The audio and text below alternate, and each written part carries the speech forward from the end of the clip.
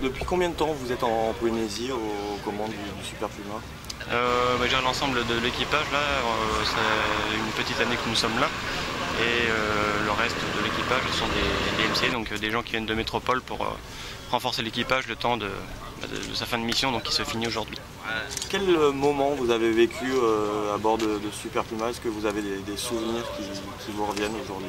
Oh oui, forcément la Polynésie, comme l'environnement est assez particulier, déjà c'est vrai qu'il y a des couleurs, des formes qui sont assez fantastiques. Le survol maritime ici prend toute sa dimension, hein, donc il y a des distances quand même relativement grandes en hélicoptère qu'on n'a pas l'habitude d'effectuer en France ou ailleurs. Donc on a chacun, je pense, à ces petits moments très forts en fonction du type de mission, de la météo, de l'environnement, que de bons souvenirs.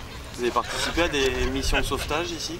Oui, on a réussi à en faire quelques-unes tout de même, hein, donc du trouillage sur les bateaux, notamment le bateau de pêche chinois là, qui est relativement loin de Bora, où c'était une mission, je dirais, assez délicate, gratifiante pour tout l'équipage, donc ce genre de souvenir reste et restera.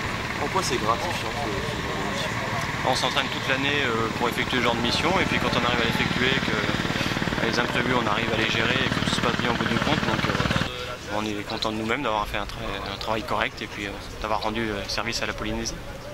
C'est quand gratifiant, c'est quand la personne secourue remonte à bord, C'est une fois qu'on se pose, parce que c'est pas une fois qu'elle est à bord. À bord, il y a encore le retour à faire, il y a la météo, le pétrole à gérer, parfois on n'a plus beaucoup de pétrole pour rentrer. Donc il y a encore la tension qui est là jusqu'au bout, tant qu'on n'est pas posé, on n'a pas la satisfaction totale n'est pas encore là. Après, c'est comme un menuisier qui a fait un beau travail, il est content de lui, c'est la même chose. Est-ce que c'est un peu comme les hommes avec leur machine? Est-ce que vous êtes un peu amoureux de cet hélicoptère? Comment vous pourriez en parler de cette machine? Oh oui, je pense que de toute façon, tous les personnels qui travaillent dans l'aviation, à l'origine, sont quand même des gens passionnés, hein. Donc après, en fonction des heures de vol qu'on a pu effectuer dessus, du temps passé en Polynésie, oui, forcément, on s'attache à sa machine, il n'y a pas de souci, oui. Donc là, je pense qu'on a tous une petite pincée au cœur aujourd'hui. Du coup, qu'est-ce que vous devenez vu que le Super Puma s'en va? Est-ce que vous restez ici pour vous mettre sur les dauphins ou Non, donc le dauphin, lui, est complètement géré, point de vue équipage, par la marine. Donc là, on passe le flambeau.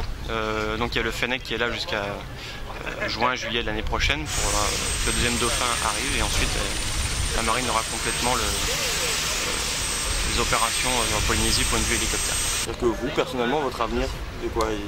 Écoutez, je finis ma mutation ici, je dirais normalement, et ensuite ce sera un retour métropole, en école, en escadron, on verra, ça sera la surprise.